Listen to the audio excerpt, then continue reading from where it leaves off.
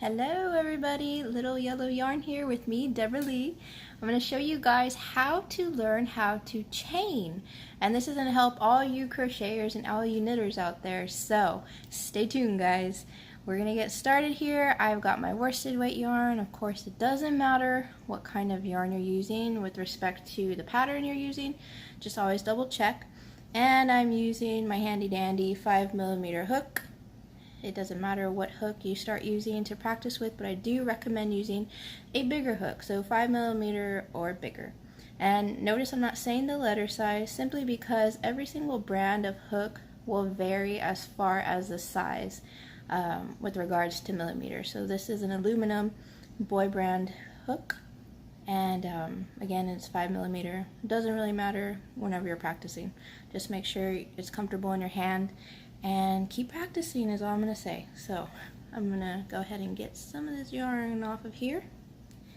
And if you guys have not caught my video on how to make a slip knot, I'm going to go ahead and post the link up in that corner there so you guys can catch it. I'm just going to do a quick slip knot to start off with, and then we'll get started on our chain. Make sure you have ample yarn.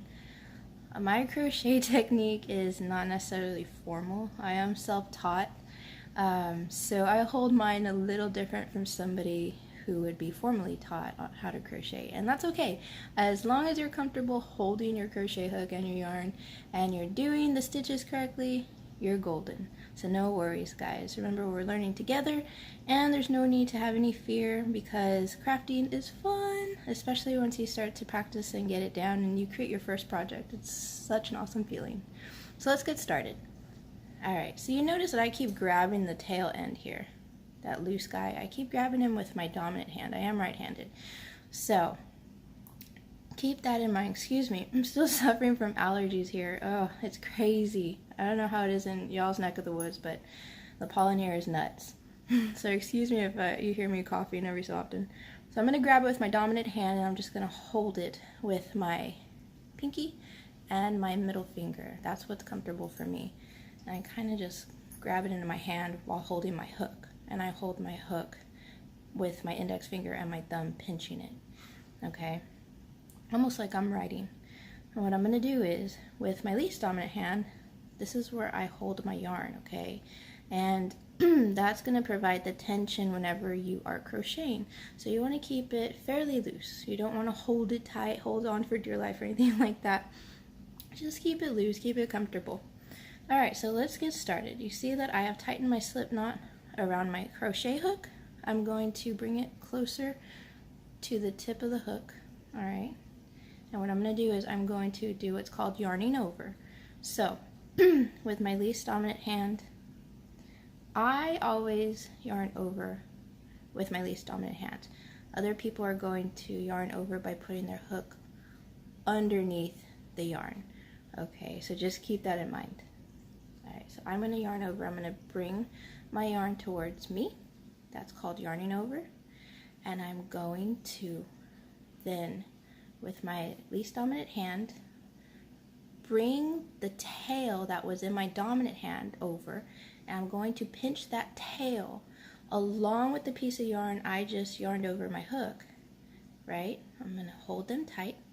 With my dominant hand, I'm going to start pulling the hook so that way that head of the crochet hook catches that yarn, and I'm going to pull it through the loop that I had initially put on my hook, which was our slip knot loop. And I've just created a chain one. Let's do that again. So I have one loop of yarn on my hook, right? Go ahead and give your tail back over to your dominant hand. Hold on to that guy.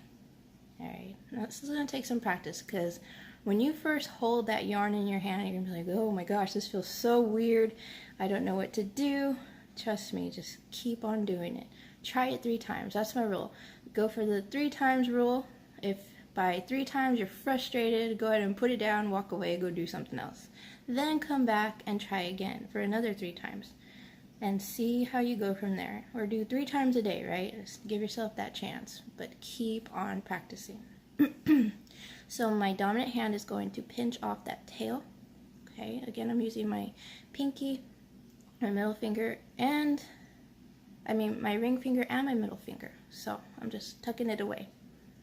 With my least dominant hand, I'm going to yarn over. And notice this whole time that I'm keeping my crochet hook facing me. Okay, so yarn over towards you. All right, with your least dominant hand, go ahead and hold on to that piece of yarn and grab the tail from your dominant hand. Okay, and all that does is help you pull that yarn tight enough so that way you can then get your hook, make sure it's facing you, and you're going to pull that second loop that you just put on your hook by yarning over. You're going to pull that through the first loop that was on there. And you've just created chain 2. Now let's repeat that again. I'm going to push my hook forward. I'm going to put my tail into my dominant hand. Alright, keep my hook facing me. With my least dominant hand, I'm going to yarn over towards me. Transfer the tail of my yarn to my least dominant hand. And you see how the yarn wanted to slip back, and I'm just pushing it forward. We want to keep that forward so that way we don't lose our 2 loops on our hook. So push our 2 chains forward a little bit. Grab your tail, grab that other piece of yarn, hold it tight. With your dominant hand, start bringing your hook down. Catch that yarn over piece of yarn, if you will, and you're going to put it through that initial loop that was on your hook. And you have just created chain 3. So I want you guys to check out these stitches or these chains. Pay attention to their shape. They almost look like V shapes, right? And you can see each one is very noticeable. You see 1 stitch here, 2 stitches, 3 stitches, and they each have 2 parts, right? 1 side, 2 side, 1 side, 2 side, 1 side, 2 side, right? And let's turn it around so that we see what it looks like on the back. You can see, let me put my hook down and steady my hand a bit. You can see that it has ridges on the back. You see those lifted ridges going throughout the center of the stitch? Okay, those are going to be important later on when you start getting into advanced crochet patterns. Sometimes they'll have you go through the ridges, which is the back part of your stitches. Okay, so no need to worry about that now, just something to point out for the future reference. So we have 3 chains so far. We're just going to continue making chains. And I recommend for anybody starting to learn how to crochet or knit, this is very important to learn how to make your chain and how to make them even. At first, when I started crochet, oh my gosh, back in 2010, my chains were all sorts of lengths, all sorts of widths. I was not consistent with how they looked. I'll just give you an example. One was like this tight, and then another one would be this loose, right? And that's okay because you're learning, right? There's a huge learning curve when you're starting anything new. And that's the awesome part of the journey, is that once you personally have taught yourself how to do something, you feel so proud of yourself, and you're entitled to, because you taught yourself how to do something that you didn't know how to do before. So give yourself a chance. All right, let's keep chaining so that way we can just make a long chain, and you guys can practice this at home. Like I said, give yourself a chance to do it once a day. Go for 3 times or more, up to you. If you get really excited about it, go for it. If you feel frustrated, put it down, walk away, and come back to it later. Alright, so I'm going to grab the tail with my dominant hand. And notice I'm also pinching my chain as I go, just so that way I am consistent with the tension I'm providing to each chain I'm creating.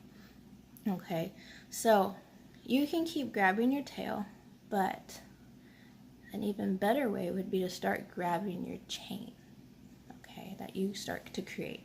So I'm now going to be pinching my chain with my least dominant hand, and my hook facing me. I'm going to yarn over, okay.